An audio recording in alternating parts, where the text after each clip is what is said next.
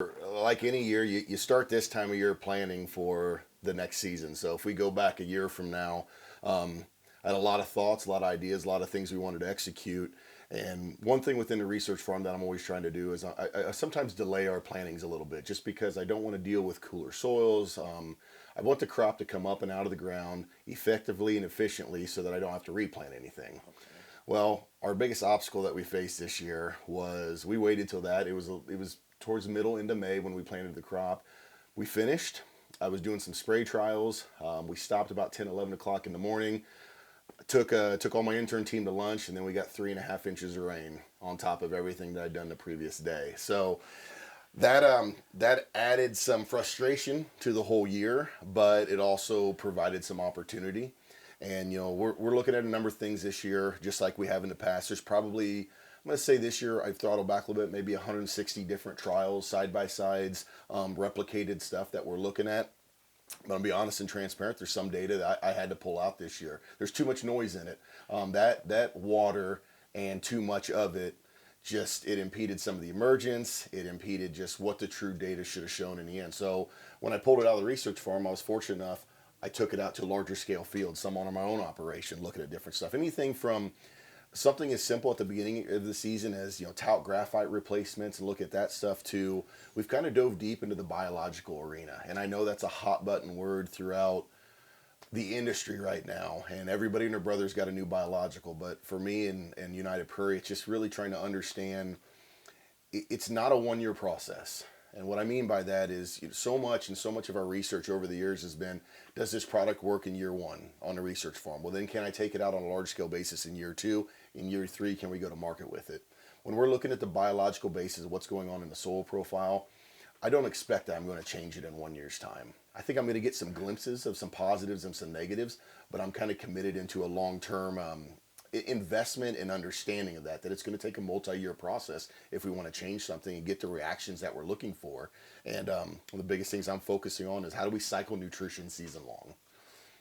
Okay, so season long is what we had an unusual season this last year with rain at the outset, dry at the end, Yep. and I'm sure that affected a lot of your research. It did. It absolutely did.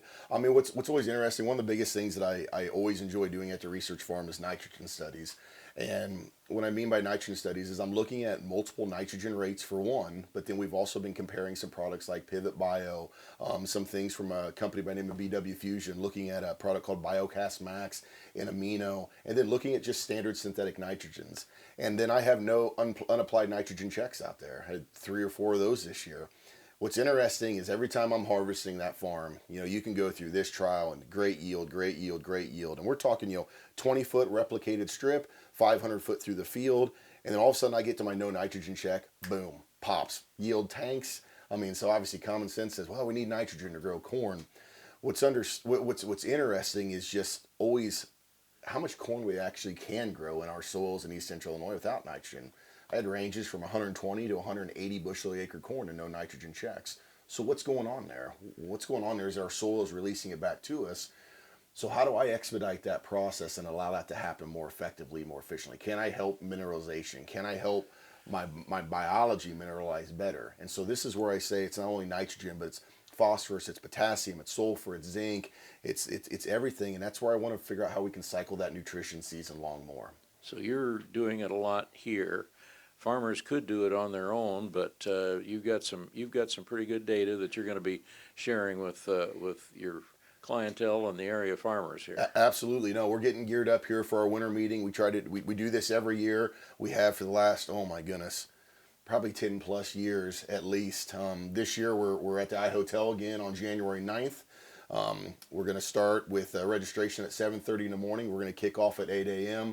We've got a number of presenters, myself, some of our seed team. We have a couple guest speakers that are coming in, and we're going to finish up with lunch. But it is strictly an agronomic based meeting and discussion, and I enjoy it every year just to get our minds thinking about right now for the 2026 growing season, and honestly 27 and 28 just as well. We need to be forward thinking for the next few years, honestly. Okay. There was one program. Yep, I understand. Yep. let's talk a little bit about corn specifically, and then we'll talk about some beans. What sort of corn research did you have that's at least noteworthy, with that you're at a point to say this is something that is pretty good. We may have some more testing on it, but we think that farmers should start looking at it. Yeah, absolutely. So when it comes to corn research, a lot of things what I'll do year in and year out is I'll go back through the last 4, 5, 6 years of data that I've got on the research farm. What's the stuff that's consistently worked? And then let's implement it. And then what can we do? I said last year in my trial results books, what are those bolt-on products? What can we add on in addition to? And for many, we look at 3 application timings, 4 if you count fertilizer, but you have fertilizer application, pre-plant application, post-spraying, and then typically a fungicide pass. So we want to be the most efficient, most effective in those 4 passes, which I think is great.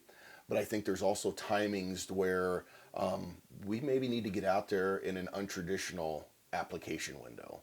So what's allowed me to do some work with that is our spray drones. And I can go out there, not make a footprint, and I can get some great data and some great studies. And we've seen some pretty unbelievable stuff just from a foliar feeding aspect, but it's understanding not only just what the percent nutrient value is of that foliar feed, but also where it's derived from and what are the right sources that the plant's delivering. And it's also, we've been looking at some products when it comes to a nitrogen delivery from a foliar mechanism, but also is delivering the right micronutrients that help with other processes through the season. And so what I mean by that, without going into too much depth, is we know that a corn plant, when it comes to nitrogen, it likes ammonium and it likes nitrate. But what's its end result in the end? The end result in the end is for it to generate a protein. So we go through that process. Is there steps that I can help move that process along quicker and more effectively? And because I look at it like this, every single time, Sue, if I have to reach out and try to shake your hand, I exert energy. If we both come to each other closer, I exert a little bit of energy and you exert a little bit of energy. So what can I do for that plant so it's not exerting an excess amount of energy all season long? Okay, and the answer is? The answer is it's still to be determined, but there's some things that we've seen from a foliar nutritional standpoint, absolutely. Now it's coming back. I saw some great benefit from some stuff we were applying from a soil applied basis into the soil profile. Go back to that cycling nutrition. We were helping that along throughout the season. Now for me, I can do it in a small segmented area. I got to take it to a larger platform, 40s, 80s, 160s, 320 acre fields, and see if I can make the same thing happen out there as I'm doing at the research farm. Okay. Farmers are going to raise some questions on their own farms this fall. They're having trouble paying for a lot of things, and they may be cutting back. Yep. Fertilizer and maybe nitrogen is going to be one of the first. Yep. Is there some areas that you would suggest that farmers could cut back and save some money, but still not hurt themselves too bad? So I think when you look at that question, and it has been a common theme question, not even just this year, but the last few years. Right. What's been interesting about this year, even from a United Prairie's aspect, is the delayed decision making. A lot of it was even from my own farm. It's my dad and my brother and I are sitting there wondering, okay, what sort of crop are we going to have? How much fertilizer can we put on? Should we put on? Let's look back at old soil test information as a judge and as a baseline to understand that. And then let's be thinking broader about what we've done the last number of years that have also maximized yields. So I know everyone goes to the instinct like, I'm going to start cutting back. And there could be arenas that you're going to cut back on. But what I struggle with that is I look at herbicides, for example. Where are we going to cut back on herbicides? I don't know that we can cut back on herbicides. Weed resistance is becoming more and more common. When you look at corn specifically, we're watching HPPDs failing more and more each year from a post-applied standpoint. We're watching winter annuals right now are blowing up out in fields, and we're struggling to get tillage done and fall burn down done. So we're going to have to throw a burn down in next year, which is maybe something we're not used to. So we're talking about cutting back, yet our chemistry options have just increased. Right. Nitrogen is probably a place that we can evaluate more on a field-by-field basis, because we know that our soil can mineralize nitrogen. We just don't know how much and when. So that's the struggle. So that's why there's some pieces of here that I'm looking at from a cost-effective and a return on investment standpoint that could help supplement and maybe make things, as I mentioned, more efficient. Fertilizer is probably the one arena where we're seeing people potentially are cutting back. Right. But the ones that are able to cut back are the ones that have continued to manage over the years and have got their savings account and their soil profile built up. So it makes you feel good inside. I've got a good bank account here. The question you have to ask yourself, Stu, is it just going to be this year you're going to cut back? Or is it going to be next year too? The following year? These are questions we don't know. So I think we have to incrementally look at it in strides. Could we cut back some? Potentially, but let's just cut back in the right arenas. Fertilizer seems one that you might be able to, but I'm not going to get too carried away with that. Not until I better understand how to cycle that nutrition and that soil profile with other, maybe unconventional methods. All right. Oh, it's soybeans. Soybeans. Well, I tell you what, when you look at, if you look at corn and soybeans both this year, I would say, at least I know in our farming operation, a lot of growers I've talked with, we push some yields like I've never seen before. And knock on wood, and we're fortunate. We started harvesting even at home, and we had a handful of fields that were pushing 92, 93 bushel per acre, full farm averages. These aren't just 10s, 20s, 40 acre pieces. These are 140 acres, 160 acre pieces. And then as you move through the growing season, I think what most growers saw towards the tail end is that, man, things seem to back off a little bit. There's two things that we learned, and we it's not something we didn't know, but planting date is always crucial. Those that planted their beans earlier, middle of April, tail end of April, far out yielded and performed what we saw even the second week of May. I wouldn't consider the second week of May as late planting, but in this year, in some instances, it was 10 to sometimes 20 bushel per acre difference. The other thing when I look at both crops, but soybeans in general, was just the moisture fell out of them. I mean, we went from, gosh, we can't get in the field, this corn's too wet, these beans are too wet, to all of a sudden, next thing you know, we're harvesting, the lowest I think I heard was 6%, 6.5% beans, and corn was 11.8 or 11.6. I wish I could answer exactly what happened there and why it fell out so fast, because we were still able to obtain some pretty high yields in correlation to what we're used to seeing, but we left something on the table there. So the efficiency of harvesting, those are two things. You always look at things of what can we do to increase our investment that we don't really have to do anything different with the equipment we have or inputs we put into it. Plant beans earlier and make sure that we can harvest more efficiently.